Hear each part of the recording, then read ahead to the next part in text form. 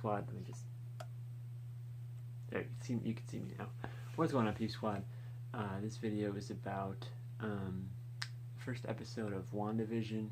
I will do the next episode tomorrow because they aired them both at the same time, and so in order to I guess in order to take more time and focus on each episode individually, we decided to release 2 videos, one on this Saturday and one tomorrow on Sunday. So make sure you're subscribed so you don't miss out on either of those.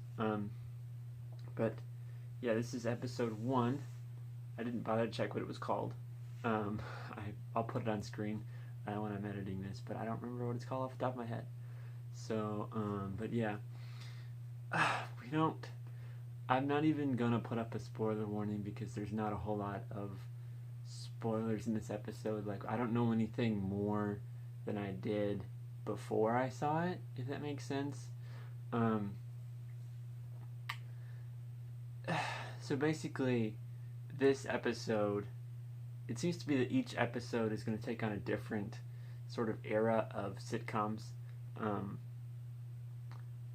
Yeah, even episode 1 and 2, they are different. Like, this first episode is more I Love Lucy, Dick Van Dyke, sort of 50s, early 60s, and then episode 2 is more I Dream of Jeannie and Bewitched, which is late 60s, early 70s. It's still in black and white, but it's sort of a different era of sitcoms.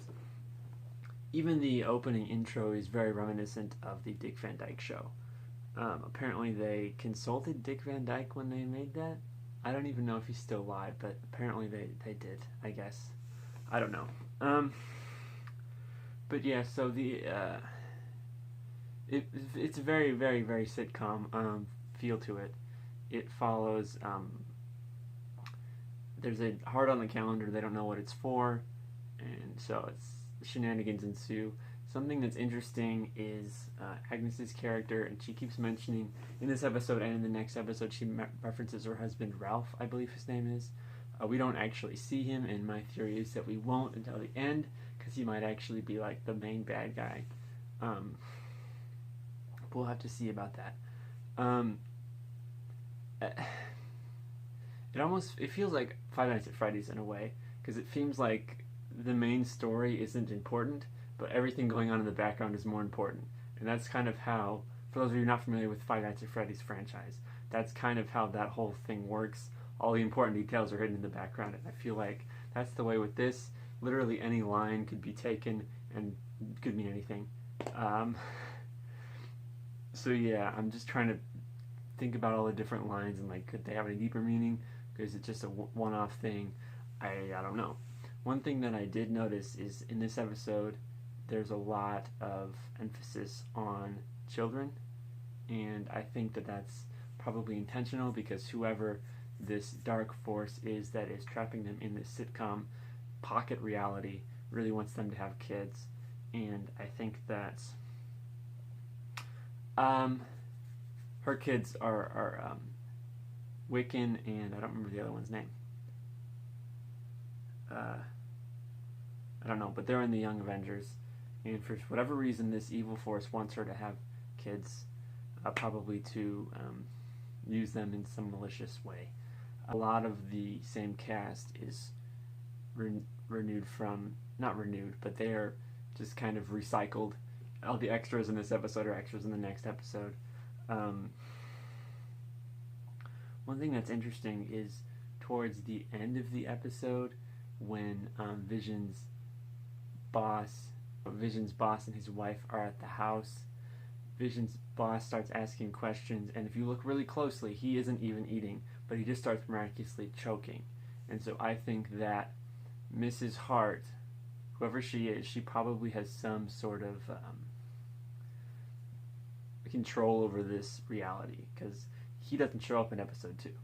So, yeah. Just keep an eye out for her, I guess. Also, Agnes is really interesting.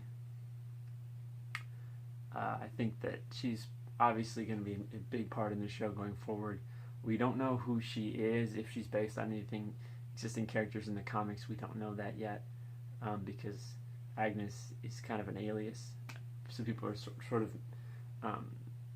trying to figure out what that character could be in the comics, and we don't know that yet.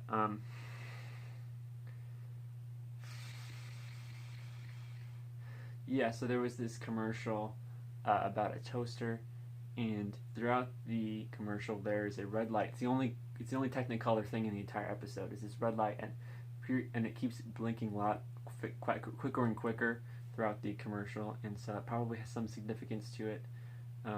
Maybe something to do with time. I'm not really sure. But yeah, Vision and Wanda, they don't really know what they're doing here. Sorry, I'm just jumping around. I didn't take notes because the episode was so short. I'm just kind of gleaning throughout.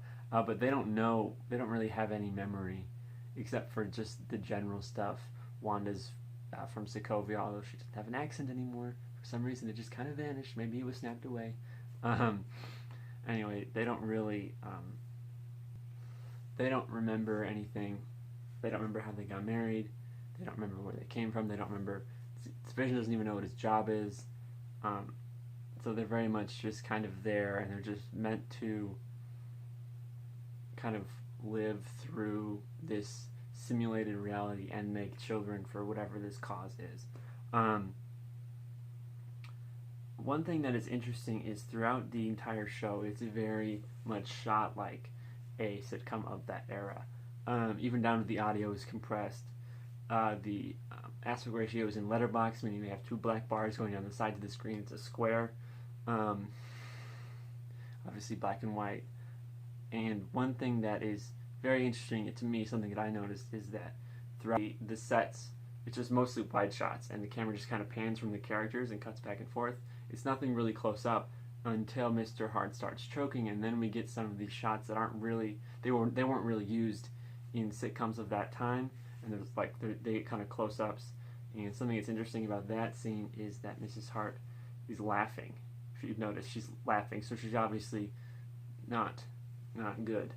And that's kind of all my thoughts that I had. Like I said, there wasn't a whole lot going on in this episode, but basically at the end of it, it kind of pans out of the TV screen, and the aspect ratio comes back to what we're used to, and we see that somebody is watching them, and it's probably a SWORD agent. More on them in the episode 2 review, but basically SWORD is, I believe it's the offshoot of S.H.I.E.L.D., but they focus more on the space elements, which is interesting because it doesn't seem like this is taking place on space. So either SWORD is being reimagined for the MCU, or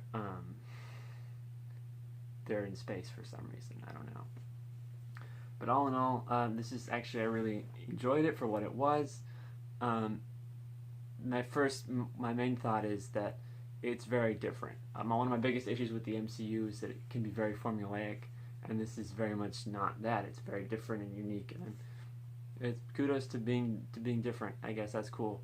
But yeah, like I said, we will have the episode 2 review out tomorrow, and so make sure you're subscribed for that. Also, you can click the link in the description if you want to support us on Patreon. If you want to join our Facebook group, it's sort of a networking group where people can come together and talk about different interests related to pop culture or technology or music or whatever. And you can follow us on Instagram for news and commentary relating to pop culture at large. There's podcasts. Mike's podcast is Comic Book Fans. Again, it's sort of the news and commentary. My podcast, Casuals Only, it's my podcast. I forgot what it was for a second. That's sort of reviews and breakdowns of things. I haven't been posting on there recently. We're working on some new things. We'll get there as soon as we can. But yeah, then finally, our Twitter. If you want to reach the show directly, you can tweet us. You can tweet at us. The link for that is in the description as well. And make sure to subscribe, like, and leave a comment. Share this video with all of your Avengers-loving friends. I will see you tomorrow. Peace out.